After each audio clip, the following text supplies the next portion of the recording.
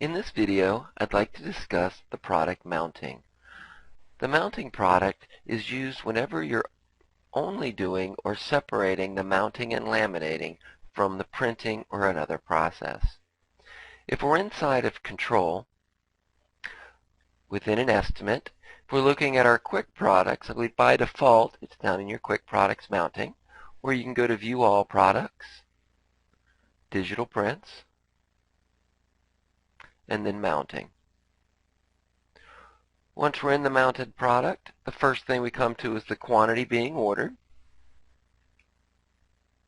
whether it's single or double-sided, the height and the width, whether you're mounting to both sides or side, the equipment. Now in this case, you may do the laminating and the mounting together at one time through the laminator, or you may separate it and do the laminating in one step and the mounting or another, or you may just do laminating without mounting or vice versa. Our first equipment choice is what typically deals with the laminate or the mounting or both. So if we're going to first put it through the laminator, it wants to know if there is a laminate, what type of laminate, and if there's an adhesive or a back laminate, what type of adhesive.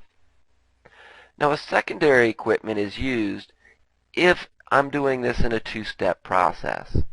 The system knows if I don't choose the equipment, the secondary equipment, that it may have to slow down my lamination to be able to mount it if I add a mounting product. Or I can use a secondary piece of equipment altogether, such as maybe I'll hand mount it.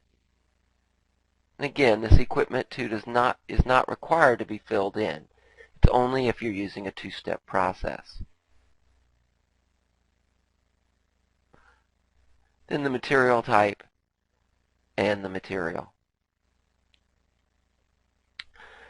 A couple things to note here, the assumptions that the system makes. At this point, it is figuring out how many 24 by 36s fit on a 4 by 8. And it is going to use that linear footage of this 4 by 8 to calculate how much laminate is required. Now, if I'm not choosing a mounted item, it assumes then each one of your image is being put into the laminator one at a time. Compared to if I'm stacking them on a mounted piece of material, I may stack them up and push them through all at once. After we've chosen the material type, it wants to know how we're going to cut that material out. We're going to hand cut it, we're going to cut it on a router or an iCutter, whatever equipment you may be using.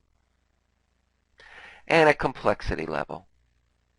Now these complexity levels are better explained if you go into the help menu, as far as a simple, standard, and complex.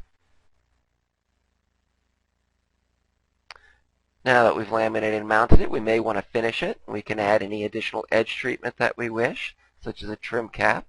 Installation method would be more your Velcros, double-sided tapes, etc. Your grommets, how your grommets are going to be spaced, if there's any easel backs, or any miscellaneous finishing, and these can quickly be added in the setup for things that may not be here. The layout data, if there's any gaps or space or gutters between your images, such as you needed to put a space of 1 inch between these two, you can tell it that as well.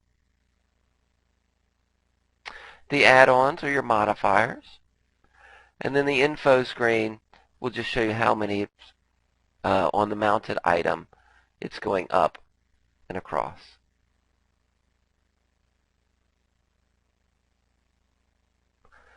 This concludes our video of the mounted product. If you have any further questions, please review our other videos or contact the Serious Implementation Department. Thank you.